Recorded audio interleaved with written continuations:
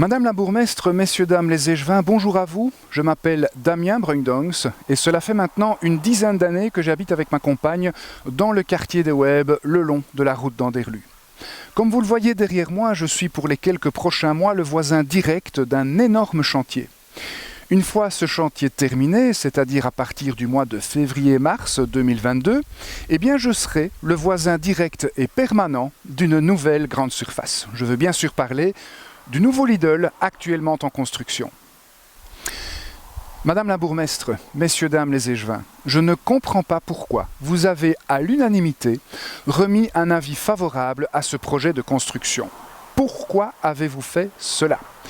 Cette question, je l'ai déjà posée à notre bourgmestre dans le cadre de son précédent Facebook Live. Mais en entendant sa réponse succincte et évasive, eh bien j'avoue que je suis resté sur ma faim. C'est la raison pour laquelle j'ai pris l'initiative de réaliser cette lettre ouverte sous forme de vidéo. Mon objectif est de vous exposer en détail mon point de vue et les arguments qui le soutiennent.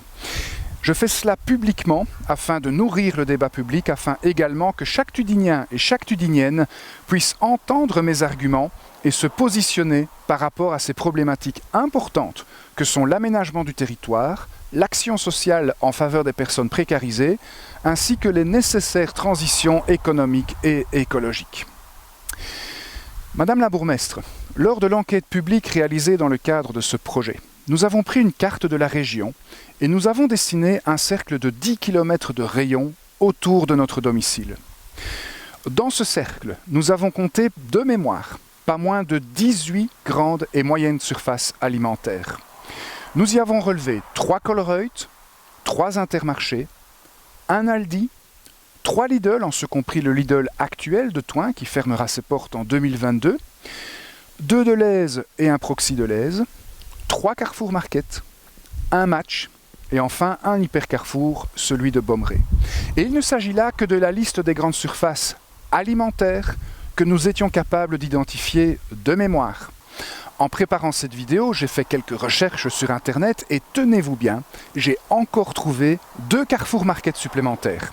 Ce qui porte donc à 20 le nombre de grandes et moyennes surfaces alimentaires disponibles dans un rayon de 10 km autour de notre centre-ville. Autrement dit, la fermeture pure et simple du Lidl actuel, sans son remplacement par celui en construction derrière moi, aurait laissé 19 grandes surfaces alimentaires disponibles dans un rayon de 10 km, soit très largement de quoi satisfaire la totalité de la demande locale. Madame la bourgmestre, il y a tellement de grandes surfaces dans la région que la disparition pure et simple du Lidl actuel aurait été pour la très écrasante majorité d'entre nous un non-événement. Quelque chose de complètement anecdotique qui n'aurait quasiment rien changé à notre vie quotidienne.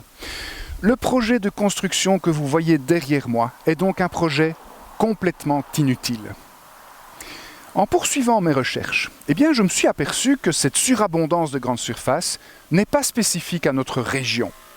Saviez-vous, Madame la bourgmestre, que notre pays, la Belgique, est le pays proposant la plus forte concentration de grandes surfaces en Europe ? Les dernières statistiques que j'ai pu trouver sur le sujet datent de 2018. À l'époque, on comptait en Belgique un magasin pour 50 habitants, soit 1,4 m² de surface commerciale pour chacun et chacune d'entre nous. Ce qui représente l'un des taux les plus élevés, non pas d'Europe, mais du monde. Entre 2014 et 2018, 4618 postes ont été supprimés dans le secteur de la grande distribution. Et l'une des causes de cette situation est le trop grand nombre de grandes surfaces que l'on compte sur notre territoire. Ce n'est pas moi qui le dis, ce sont des économistes dont c'est le métier. Madame la bourgmestre, le projet que vous voyez derrière moi n'est pas le résultat d'une demande citoyenne, ni même d'une opportunité commerciale. C'est le résultat de la concurrence effrénée que se livrent les enseignes de grande distribution présentes dans notre pays. Cette concurrence se fait au bénéfice unique des enseignes qui en sortiront vainqueurs, mais surtout, elle se fait au détriment de l'équilibre de notre économie, de notre environnement, ainsi que des employés qui travaillent dans ces supermarchés. En effet, cette très forte concurrence oblige les enseignes à limiter leurs coûts le plus possible et ce qui coûte le plus cher, eh bien, c'est la main-d'œuvre. Les quelques emplois qui seront créés par ce projet seront donc des emplois précaires à la merci du moindre soubresaut économique, sans compter que rien ne garantit que ces emplois seront des emplois locaux. Madame la bourgmestre, le nouveau Lidl en construction derrière moi sera 3 fois plus grand que l'ancien. Vous avez donc émis un avis favorable au triplement de la taille de l'une des 20 grandes surfaces disponibles dans un rayon de 10 km. Le tout dans l'un des pays du monde proposant le taux le plus élevé de mètres carrés de grande surface par habitant, et alors que tous les économistes s'accordent à dire depuis plusieurs années que cette suroffre contribue à la déstabilisation du marché et à la précarisation des emplois du secteur de la grande distribution. En termes de vision politique et sociétale, eh bien vous avouerez qu'on a vu mieux. Madame la bourgmestre, en plus d'être complètement inutile, ce projet est nuisible, voire même toxique pour l'équilibre économique de notre région et de notre pays. Plus tôt dans cette vidéo, je disais que la fermeture pure et simple du Lidl actuel aurait été un non-événement pour l'écrasante majorité d'entre nous. Mais qu'en est-il des autres ? Il s'agit souvent de personnes précarisées qui, en première lecture, ont besoin d'une surface commerciale bon marché dans les environs immédiats de leur domicile. À première vue donc, la construction d'un nouveau Lidl sert leurs intérêts. Mais en seconde lecture, on s'aperçoit rapidement que ces personnes sont précisément celles pour lesquelles le cadeau Lidl est le plus empoisonné. D'après les discussions que j'ai pu avoir avec notre échevin de l'aménagement du territoire, M. Pierre Navet, lui-même habitant des web, et en lisant les commentaires sur les réseaux sociaux, il s'avère que l'argument le plus fréquent en faveur de ce nouveau Lidl serait le fait que de nombreux citoyens des web ne posséderaient pas de voiture et auraient donc des difficultés à faire leurs courses s'ils ne disposent pas d'une grande surface à proximité. Alors, outre le fait que ces personnes ne sont finalement pas si nombreuses que cela, rappelons-nous qu'il y a 20 implantations dans un rayon de 10 km. On ne peut pas vraiment dire qu'il n'y a pas de grande surface à proximité. En réalité, ces personnes souffrent d'un problème de mobilité et non d'un manque de grande surface. Et on ne règle pas les problèmes de mobilité en construisant des grandes surfaces. Demandez leur avis aux habitants de Gauzet, ils savent tous que c'est même l'exact inverse. Madame la bourgmestre, si ces personnes ont des difficultés à se rendre au Colruyt, qui se trouve à moins de 3 km de chez elles ont également des difficultés à se rendre chez le médecin, à la banque, à la poste, à conduire les enfants à l'école ou encore à se rendre à l'hôtel de ville pour réaliser leurs démarches administratives. En leur offrant un Lidl, vous ne résolvez en rien le problème de fond de ces personnes, qui, rappelons-le, est un problème de mobilité. Donnez-leur des lignes de bus. Donnez-leur des navettes communales, gratuites ou peu chères, comme cela se fait dans de nombreuses autres communes. Travaillons sur la mise en place d'une station de voitures partagées de type Cambio, par exemple.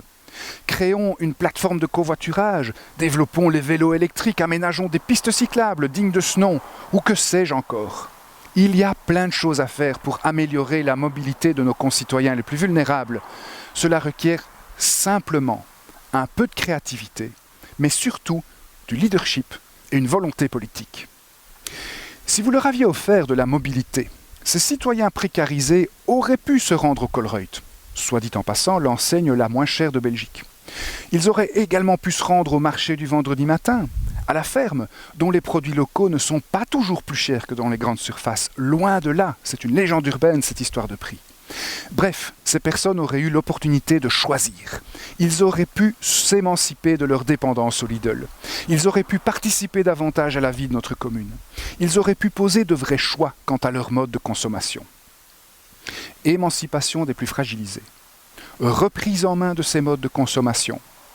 Capacité à choisir et à être acteur du changement. Participation de tous à la vie de la commune. N'aurait-ce pas été là un magnifique programme politique ? Socialiste de surcroît.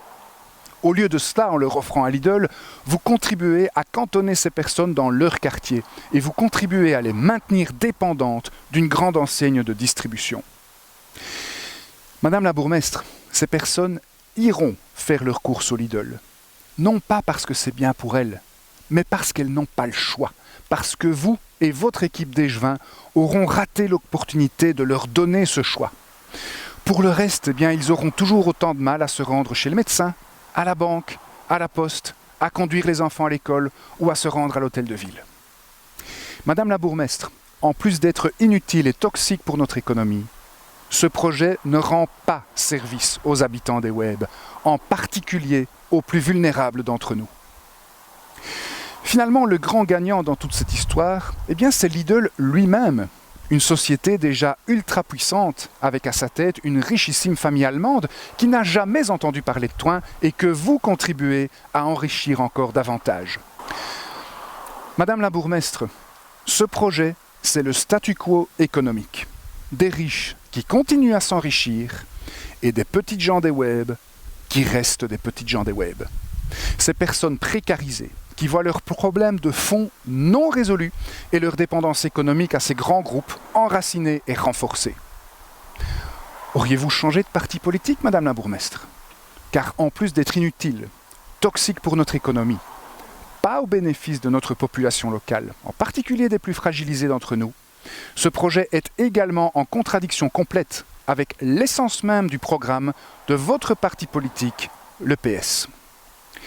De plus, nous trouvons dans votre propre déclaration de politique communale, déclaration qui a été approuvée par le conseil communal lors de sa séance du 22 janvier 2019, séance à laquelle vous étiez vous-même présente, ainsi que notre échevin de l'aménagement du territoire, M. Pierre Navet. Nous trouvons dans ce document que la commune entend réduire son empreinte carbone par des actions qui améliorent, tiens donc, la mobilité. Nous trouvons également que la commune vise l'obtention du titre de commune du commerce équitable et de commune socialement responsable. Un peu plus loin, on trouve que la ville de Thoin veut être le partenaire de nos commerçants, artisans et industriels locaux. Madame la bourgmestre, en plus d'être complètement inutile, toxique pour notre économie, pas au service de notre population locale, et en contradiction avec l'essence même du programme de votre parti politique, ce projet est également en totale contradiction avec votre propre déclaration de politique communale. En préambule de cette déclaration de politique communale, justement, vous évoquez également la transition environnementale. Alors il est vrai que Lidl mettra des panneaux solaires sur le toit de son magasin et que les plantations dans et autour du projet ont fait l'objet d'une attention particulière. Cela dit, j'ai été faire ma petite enquête dans un autre Lidl, celui de Montigny-le-Tilleul, qui se trouve à l'intolérable distance de 7 km à vol d'oiseau. Mais je ne regrette pas ce long et périlleux voyage, car regardez ce que j'ai trouvé. Des citrons jaunes qui viennent du Mexique, des citrons verts qui viennent du Mexique également, d'autres citrons jaunes en provenance d'Afrique du Sud, des kiwis qui viennent de Nouvelle-Zélande. Soit dit en passant, la Nouvelle-Zélande, c'est le pays du monde qui est le plus éloigné de la Belgique. Ces kiwis proviennent donc littéralement de l'autre côté de la Terre. Et puis pour couronner le tout, j'ai trouvé des haricots verts qui viennent d'Éthiopie et non pas de Rani. Tout cela sans compter bien sûr un grand nombre de légumes emballés individuellement dans un tas de futurs déchets plastiques. Alors de quelle transition environnementale parlons-nous ? Retournons dans votre déclaration de politique communale. Est-ce comme ça que vous orientez résolument vos prises de décision en tenant compte des enjeux climatiques ? Que vous encouragez les achats écologiques et responsables ? Est-ce comme ça que vous voulez devenir une commune du commerce équitable ? Ou que vous entendez soutenir nos commerçants, artisans et industriels locaux ? Madame la bourgmestre, les quelques panneaux solaires et les quelques plantations qui font partie du projet qui se construit là derrière moi ne font pas le poids. Le problème, c'est le modèle économique des enseignes de grande distribution comme Lidl. Autrement dit, le simple fait que Lidl soit une enseigne de grande distribution et de consommation de masse disqualifie de facto Lidl en matière de protection de l'environnement. En étant favorable à ce projet, c'est pourtant ce modèle de consommation-là que vous soutenez, que vous imposez même aux habitants les plus fragilisés de notre quartier puisque vous avez raté l'occasion de leur offrir la mobilité dont ils auraient besoin pour choisir ou faire leurs courses et donc pour poser un vrai choix en matière de consommation.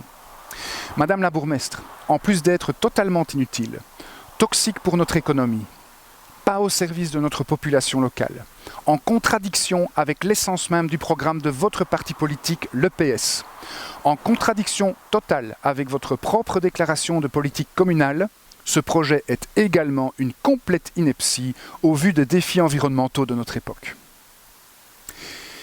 Madame la bourgmestre, messieurs, dames les échevins, là ça commence à faire beaucoup. Vous ne trouvez pas? D'autant plus que ce n'est pas la première fois que vous vous rendez coupable de ce genre de bêtises depuis le début de la législature et même de la législature d'avant. J'en veux pour preuve le véritable saccage de Gauzet que vous avez contribué à perpétrer depuis quelques années déjà. Madame la bourgmestre, lors de votre précédent Facebook Live, vous avez dit que ni vous, ni le collège communal n'avaient d'opposition de principe sur la construction d'une grande surface à cet endroit. Au vu des éléments évoqués dans cette vidéo, je pense que vous auriez dû avoir une opposition de principe quant à ce projet. C'est également le cas d'ailleurs pour de nombreux autres projets récemment développés dans notre entité, projets auxquels on peut aisément appliquer la majorité des arguments développés dans cette vidéo. Ma question reste donc ouverte pour votre prochain Facebook Live. Pourquoi vous êtes-vous montré favorable à ce projet? Ce n'est pas pour cela qu'on avait voté pour vous, et ce n'est pas ce que vous et votre équipe nous aviez promis dans votre déclaration de politique communale. Vous nous devez des explications. Quant à moi, je vous remercie de votre attention et puis surtout, je vous dis à très bientôt.